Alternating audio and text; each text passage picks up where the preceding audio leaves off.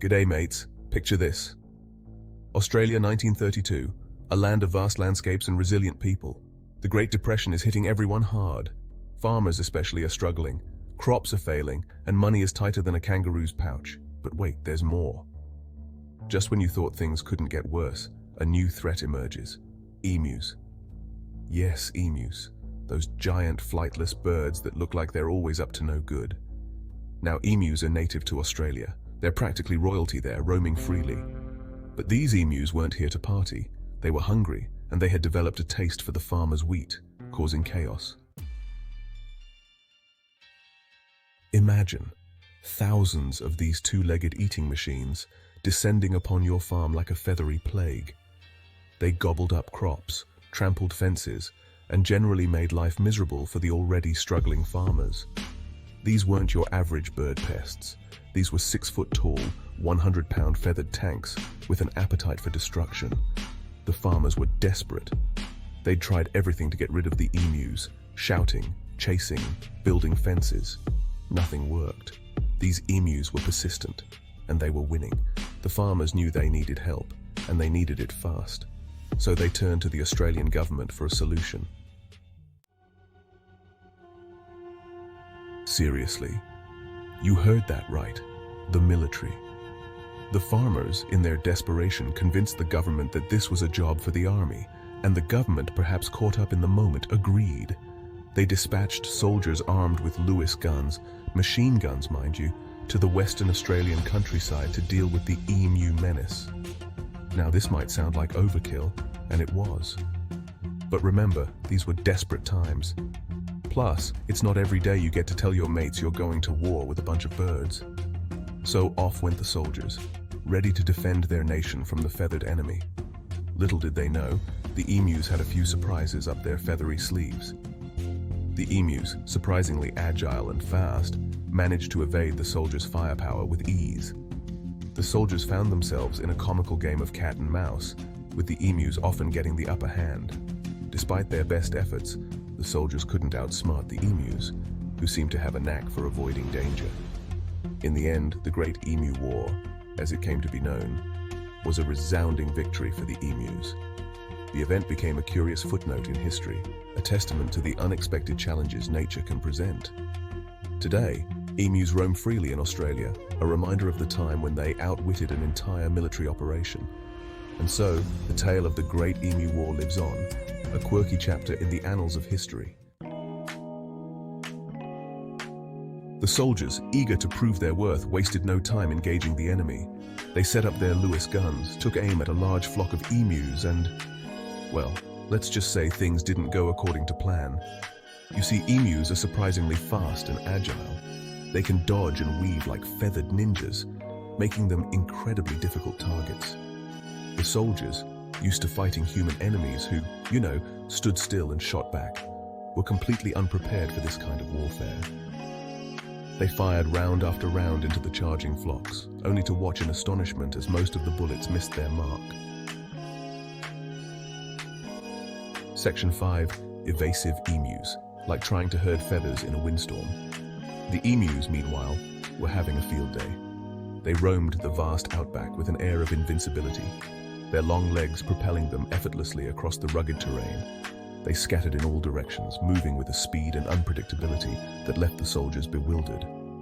Seemingly unfazed by the hail of bullets, the emus continued their evasive maneuvers, dodging and weaving through the chaos. Some even seemed to enjoy the chase, their playful antics adding insult to injury for the beleaguered soldiers. Taunting the soldiers with their speed and agility, the emus appeared almost to be mocking their human pursuers. It was like trying to herd cats, only these cats were 6 feet tall, covered in feathers, and had no intention of being corralled. These towering birds, with their impressive plumage and unyielding spirit, were a force to be reckoned with. They couldn't care less about the soldiers' authority, continuing their daily routines as if the military presence was nothing more than a minor inconvenience.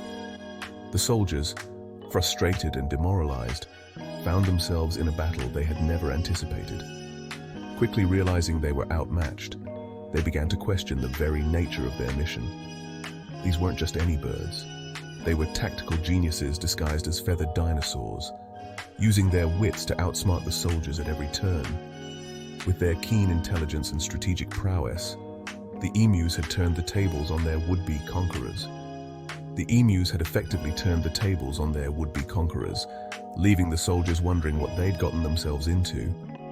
In the end, the soldiers were left to ponder the futility of their efforts, as the emus continued to reign supreme in the outback, a testament to nature's resilience and unpredictability. Section 6. The war rages on. More battles, more frustration. Despite their initial setbacks, the soldiers pressed on, determined to win this bizarre war. They tried different tactics, ambushes, flanking maneuvers, even chasing the emus in trucks. But nothing seemed to work. The emus were always one step ahead, using their superior speed and knowledge of the terrain to their advantage. The newspapers, of course, had a field day with the story.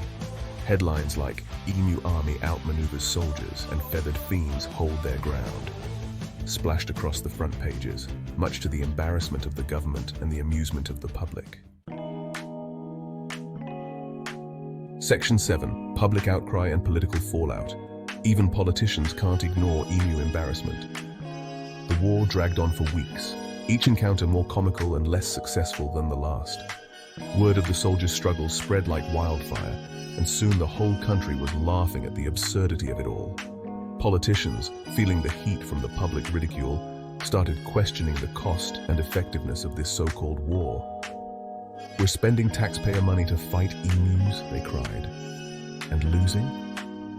The public outcry grew louder, and the government was forced to take action. They couldn't ignore the emu in the room any longer. Section 8. Retreat and re-evaluation. Time for a new strategy, or not. Finally, after weeks of embarrassing defeats, the government decided to cut its losses.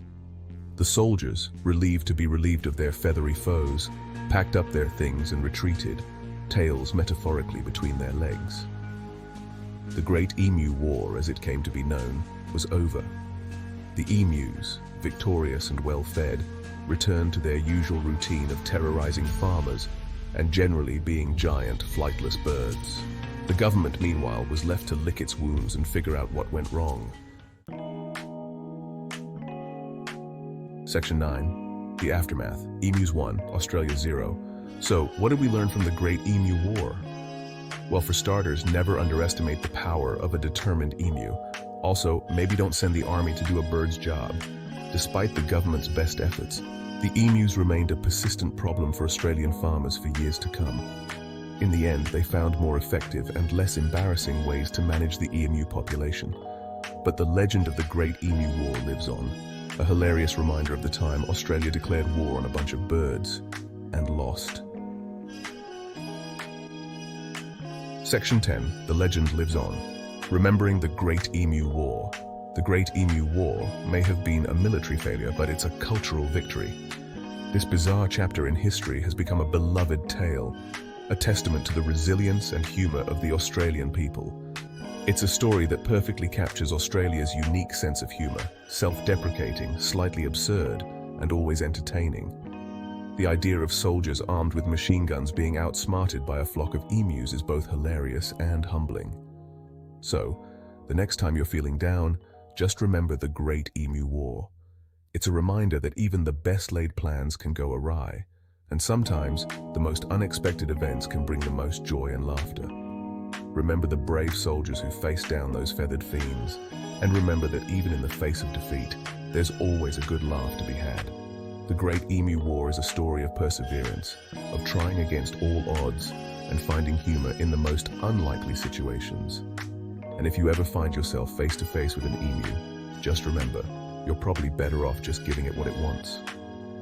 These birds are not only resilient, but also surprisingly clever, because when it comes to emus, they always seem to have the last laugh. The Great Emu War may have ended in defeat, but it left behind a legacy of laughter and a story that will be told for generations to come.